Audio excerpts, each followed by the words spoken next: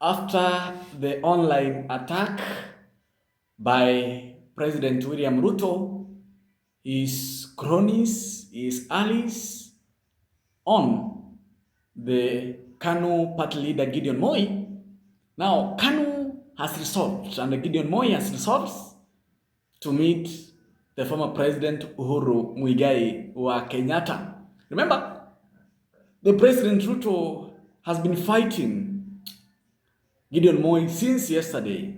We saw the first post he did about Gideon Moi asking him to do his worst, calling his firm, that is the Standard Media, actually to be specific, the president attacked the Bold newspaper. Remember, the Standard newspaper is the only paper that addresses, articulates, without fear of any contradiction, the works, the misworks, the pledges, and the lies of the government.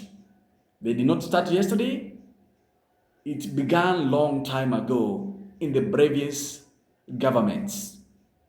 So, and today, when we are expecting commemoration of over 50 youths who were killed back 2024 when they were rioting over the financial bill by then, and according to the Kenya Police Oversight Authority, they said from 2024 up to now, 127 youths have been killed.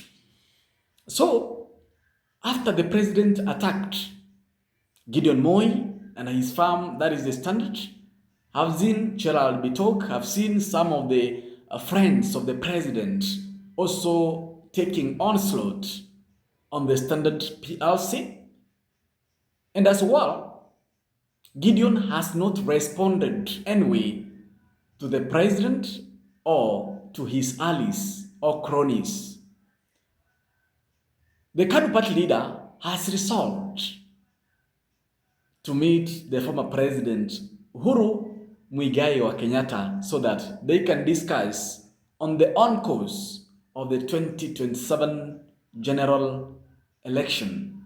Despite today morning, the president has tweeted on his Twitter and attacked the former president's son, Gideon Moi, calling him a billionaire, that he is hiding on debts while his workers on the Standard PLC farm are yearning and sleeping angrily because they haven't been paid for months and for years. I don't know whether Gideon Moi wrote a letter to President Ruto to at least help him manage the Standard. I don't think so. The president has gone wrong. The president has gone low, because how can the whole president venture into someone's business, someone's personal business, yet the country has become very difficult to govern. Now he has decided to go into someone's business, or maybe he has interest in the Standard. We know aware about that, we know sure about that. Because how can you just go and start attacking someone's personal business while your business of running the country has become very difficult and you failed terribly? But the point is here. Gideon Moi has decided that now he'll be meeting the president, the former president Uhuru Kenyatta, so that they can resolve on how to work together, how to partner ahead of the 2027 general election, because we have few months to the election. IBC slated that the election will be held on August 10th, that is on 2027.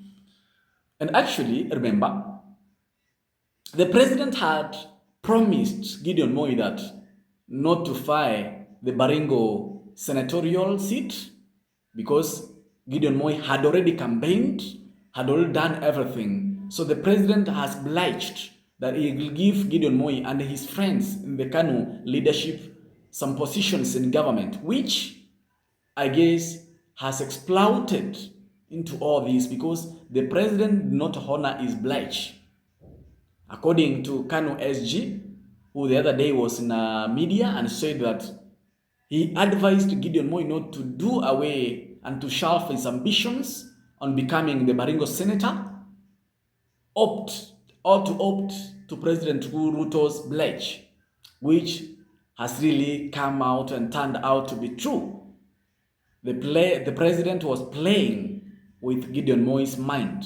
I guess that is what has turned and has come out now to the public, that the president lied to Gideon Moi to shelve his ambitions of becoming the senator of Baringo, that he'll give him something in the government as tech, which the president hasn't done yet. So the president has now started a war with the Moi's family, which I feel and I guess he may not, or it may not end well with the president. That is why the former president, Uhuru Kenyatta, has decided to warmly welcome Gideon Moi to his camp. And that is a suicide to President William Ruto. That is suicide, because that will divide the Rift Valley votes. Because even if Kanu isn't that much into the public domain, but there are those supporters of Gideon Moi and the former President Moi from the Rift Valley. So that is dividing Ruto's backyard votes.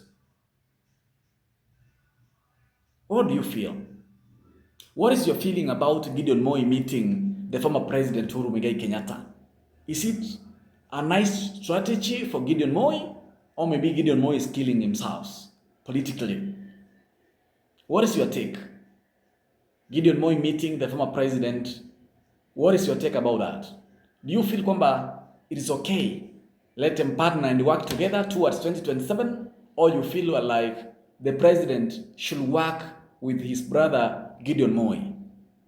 Are you comfortable Gideon Moi working with Uhuru Kenyatta, or Gideon Moi working with President William Ruto? Comment. I guess your comment maybe it will give us the next video. Are you comfortable Gideon Moi working with Uhuru Kenyatta or with President William Ruto? What is your take?